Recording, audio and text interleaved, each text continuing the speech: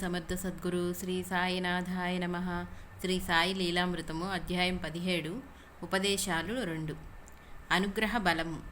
ముముక్షువైన వాడు స్తోత్రియుడు, బ్రహ్మనిష్ఠుడైన గురువనే సమిధులు చేత పట్టుకొని పోయి ఆశ్రయించాలని ఉపనిషత్తులు చెప్పాయి.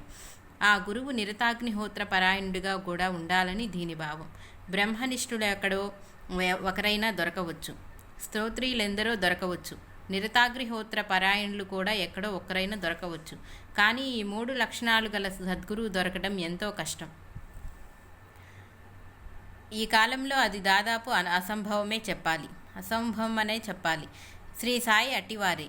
ఆయన బ్రహ్మనిష్ఠులని ఎందరో గుర్తించారు. ఆయన నిరతాగ్నిహోత్రుడై ఉన్న సంగతి అందరూ చూచిన విషయమే. కానీ ఆయన సాటిలేని స్తోత్రియులన్న సంగతి తెలుసుకున్న వారెంతో అరుదు. కారణం, స్తోత్రియులను గుర్తించగలగాలంటే మనకెంతో శాస్త్ర ప్రావీణ్యం ఉండాలి. అంతేకాదు, స్తోత్రియులంటే నిజానికి వేదమెరిగిన వారే, వేద విధులే.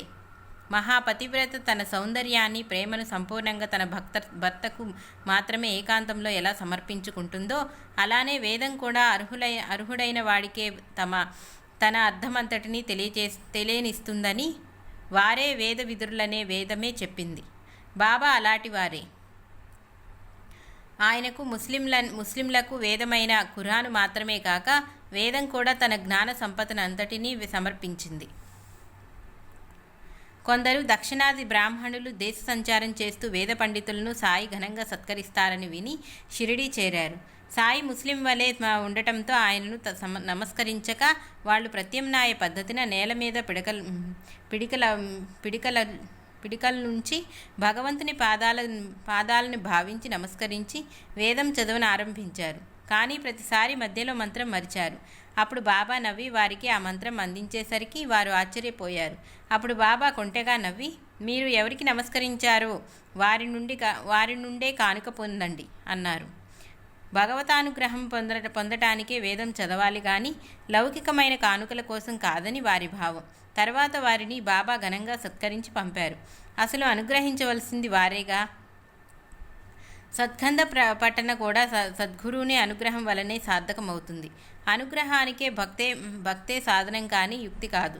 జ్ఞానేశ్వరి పారాయణం ఎప్పుడు మొదలుపెట్టినా దేవుకు ఏదో ఒక ఆటంకం వస్తుంటే దానిని బాబా చేతి మీదుగా తీసుకోదలిచి అందులో ₹1 ఉంచి ఆయనకి ఇవ్వాలనుకున్నాడు. వెంటనే ఆయన కోరి అతని వద్ద ₹20 తీసుకున్నారే కానీ పారాయణ విషయమే ఎత్తలేదు. అప్పుడు అతను మాన్కర్ అనే భక్తుడి వారి కృపనెలా పొందగలిగాడో చెప్పమని అతన్ని అడిగాడు. తక్షణమే బాబా అతన్ని రప్పించి ₹20 దక్షిణ వసూలు చేశారు. దేవు మర్నాడు మాన్కర్ను ఆ విషయమే అడిగాడు. వెంటనే సాయి మరలా అతనిని పిలిపించి ₹25 అడిగి తీసుకొని కోపంతో, నీవు మసీదులోనే కూర్చో, నా గుడ్డ పీలికలెందుకు దొంగిలిస్తావు? తలనేసిన ఈ పద్ధతి పోలేదా? గొడ్డలతో నరుకుతా జాగ్రత్త అని కేకలేశారు. అతడికేమీ అర్థం కాలేదు.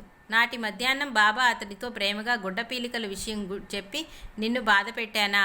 దొంగతనం చేస్తే ఒప్పుకోక తప్పదు. ఏం చేస్తాం? దైవమే సాక్షి అని మరలా ₹12 దక్షిణ తీసుకున్నాడు. నీవు రోజు ఉదయం వాడాలో జ్ఞానేశ్వరి పారాయణ చెయ్యి. నీకు మంచి జరీ సాల్వ ఇవ్వదలిచాను. చింకి గుడ్డలు దొంగిలించడం ఎందుకు అన్నారు. ఈసారి దేవుకు పారాయణ చక్కగా సాగింది. అతడు భక్తితో సద్గంధ పఠన ద్వారా సాయి అనుగ్రహాన్ని పొందాలి కానీ వీరిని ఆశ్రయించకూడదని వారి భావం. సామాన్యుల బోధలు చింకి గుడ్డలు, సద్గురు ఇచ్చేది జరీ శాలువా.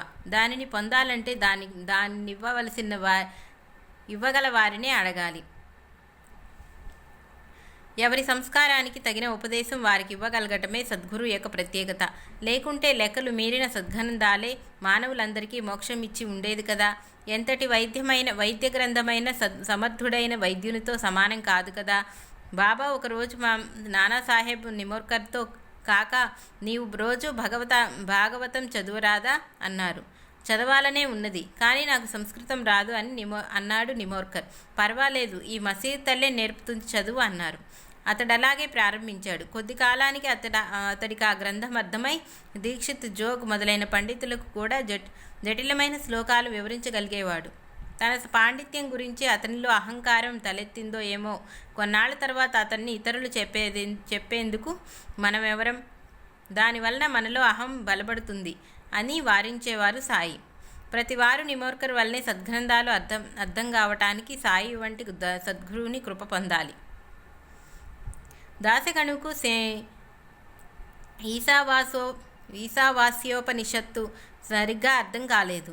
పండితులు ఎవరూ అతనికి అంత తృప్తిగా వివరించలేకపోయారు. బ్రహ్మజ్ఞానియే వివరించగలరని తలచి బాబాను కోరాడు.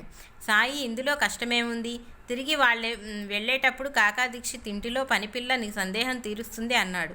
సాయి పరాచికం ఆడారని అందరూ అనుకున్నారు. కానీ దాసగణు మాత్రం ఆయన మాట పూర్తిగా నమ్మి కాకా దీక్షిత్ ఇంటికి వెళ్ళాడు. మరురోజే ఒక పాత చీర ధరించిన పనిపిల్ల గిన్నెలు తోముతూ అందమైన ఎర్రని చీర గురించి పాడుతుంది. దాసగను జాలిపడి ఆమెకొక మంచి చీర ఇప్పించారు. మర్నాడు ఆమె ఆ కొత్త చీర ఇంట్లో దాచి పాత చీర కట్టుకొని వచ్చింది. అయినా ఆమె ముఖంలో సంతోషం అలాగే ఉన్నది. ఆ సన్నివేశంలో ఈశోపనిషత్తు సారాంశం దాసగణుకు ఇలా తోచింది: సుఖదుఖాలు మనోకల్పితాలు, సర్వము ఈశ్వరమయమని ప్రసాదమని గుర్తించేవాడే ఏ పరిస్థితుల్లోనైనా ఆనందిస్తాడు.